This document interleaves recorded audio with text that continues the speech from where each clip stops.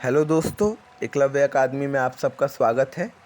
आज के वीडियो का शीर्षक सरदार पूर्ण सिंह कृत मजदूरी और प्रेम निबंध के छठे शीर्षक मजदूरी और फकीरी का वाचन है।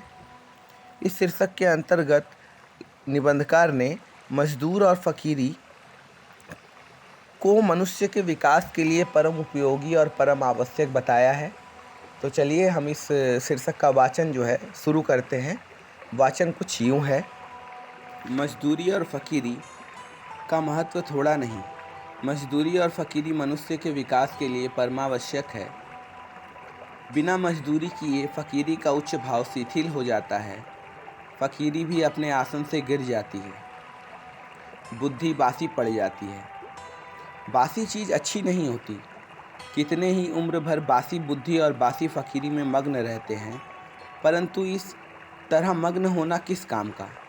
हवा चल रही है, जल बह रहा है, बादल बरस रहा है, पक्षी नहा रहे हैं, फूल खिल रहे हैं, घास नई, पेड़ नए, पत्ते नए, मनुष्य की बुद्धि और फकीरी ही बासी। ऐसा दृश्य तभी तक रहता है जब तक बिस्तर पर पड़े पड़े मनुष्य प्रभात का आलस्य सुख मनाता रहता है। बिस्तर से उठकर जरा बाग की सैर करो, फूल की सुगंध लो, ठंडी वायु में भ्रमण करो, वृक्षों के कोमल पल्लवों का नृत्य देखो, तो पता लगे कि प्रभात समय जागना बुद्धि और अंतःकरण को तरोताज़ा करना है और बिस्तर पर पड़े रहना उन्हें बासी कर देना है। निकम्मे बैठे हुए चिंतन करते रहना अथवा बिना काम किए शुद्ध विचार का दावा करना मानो सोते सोते खर्राटे मारना है। जब तक जीवन के अरण्य में पादरी, मौलवी, पंडित और साधु सन्यासी हल, कुदाल और खुरपा लेकर मजदूरी ना करेंगे, तब तक उनका आलस्य जाने का नहीं। तब तक उनका मन और उनकी बुद्धि अनंत काल बीत जाने तक मलिन मानसिक जुआ खेलती ही रहेगी।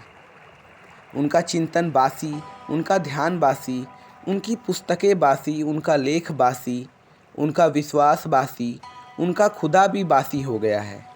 इसमें संदेह नहीं कि इस साल के गुलाब के फूल भी वैसे ही हैं जैसे पिछले साल के थे, परंतु इस साल वाले ताज़े हैं। इनकी लाली नई है, इनकी सुगंध भी इन्हीं की अपनी है। जीवन के नियम नहीं पलटते, वे सदा एक ही से रहते हैं, परंतु मजदूरी करने वाले मनुष्य को एक नया और ताज़ा खुदा नज़र आने लगता है। गेरुए वस्त्रों की पूजा क्यों करते हो? गिरजे की घंटी क्यों सुनते हो? रविवार क्यों मनाते हो? 5 वक्त नमाज क्यों पढ़ते हो? त्रिकाल संध्या क्यों करते हो? मजदूर के अनाथ नयन, अनाथ आत्मा और अनाश्रित जीवन की बोली सीखो। फिर देखोगे कि तुम्हारा यही साधारण जीवन ईश्वरीय भजन हो गया है। मजदूरी तो मनुष्य के समष्टि रूप का परिणाम है। आमा रूपी धातु के गढ़े हुए सिक्कों का नकदी बयाना है, जो मनुष्य की आत्माओं को खरीदने के वास्ते दिया जाता है। सच्ची मित्रता ही तो सेवा है। उससे मनुष्य के हृदय पर सच्चा राज्य हो सकता है। जाति पाति, रूप रंग और नाम धाम तथा बाप दादे के नाम पूछे बिना ही अपने आप को किसी के हवाले कर देना प्रेम धर्म का तत्व है। जिस समाज में इस तरह के प्रेम धर्म का राज्य होता है, उसका हर कोई किसी को बिना उसका नाम पूछे ही पहचानता है, क्योंकि पूछने वाले का कुल और उसकी जात वही होती है जो उसकी जिससे वह मिलता है। वहाँ सब लोग एक ही माता पिता से पैदा हुए भाई बहन हैं। अपने ही भाई बहनों के माता पिता का नाम पूछना क्या पागलपन से कम समझा जा सकता है? यह सारा संसार एक कुटुंबवत है। लूले, लंगड़े, अंधे और बहरे उसी मौरूसी घर की छत के नीचे रहते हैं, जिसकी छत के नीचे बलवान, निरोग और रूपवान कुटुंबी रहते हैं। मूढ़ों और पशुओं का पालन पोषण बुद्धिमान, सबल और निरोग ही तो करेंगे। आनंद और प्रेम की राजधानी का सिंहासन सदा से प्रेम और मजदूरी के कंधों पर रहता आया है। कामना सहित होकर भी मजदूरी निष्काम होती है, क्योंकि मजदूरी का बदला ही नहीं। निष्काम कर्म करने के लिए जो उपदेश दिए जाते हैं उनमें अभावशील वस्तु स्वभावपूर्ण मान ली जाती है। पृथ्वी अपने ही अक्ष पर दिन रात घूमते रहती है।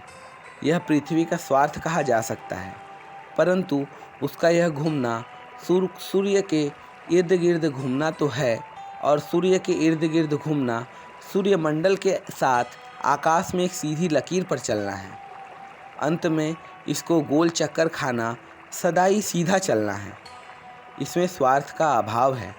इसी तरह मनुष्य की विविध कामनाएं उसके जीवन को मानो उसके स्वार्थ रूपी धुरी पर चक्कर देती है, परंतु उसका जीवन अपना तो है ही नहीं। वह तो किसी आध्यात्मिक सूर्यमंडल के साथ की चाल है, और अंततः यह चाल जीवन का परमार्थ रूप है। स्वार्थ का यहाँ भी अभाव है। जब स्वार्थ कोई वस्तु ही नहीं, तब निष्काम और कामनापूर्ण कर्म करना दोनों ही एक बात हुई। इसलिए मजदूरी और फकीरी का अन्योन्याश्रित संबंध है। मजदूरी करना जीवन यात्रा का आध्यात्मिक नियम है। जॉन ओव आर्क की फकीरी और भेड़ें चराना, टॉलस्टॉय का त्याग और जूते गांठना, उमर खयाम का प्रसन्नतापूर्वक तंबू सीते फिरना, खलीफा उमर का अपने रंग महल में चटाई आदि बुनना, ब्रह्मा ज्ञानी कबीर और रैदास का शूद्र होना, गुरु नानक और भगवान कृष्ण का कुक पशुओं को लाठी लेकर हाँकना सच्ची फकीरी का अनमोल भूषण है। तो इसी के साथ इस वीडियो के वाचन का अंत होता है। उम्मीद है कि आपको वीडियो पसंद आई होगी। पसंद आने पर सब्सक्राइब ज़रूर कर दें। आने वाले वीडियो में हम फिर मिलेंगे। तब तक के लिए खूब पढ़ें, खूब लिखें, खूब सुने। धन्यवाद।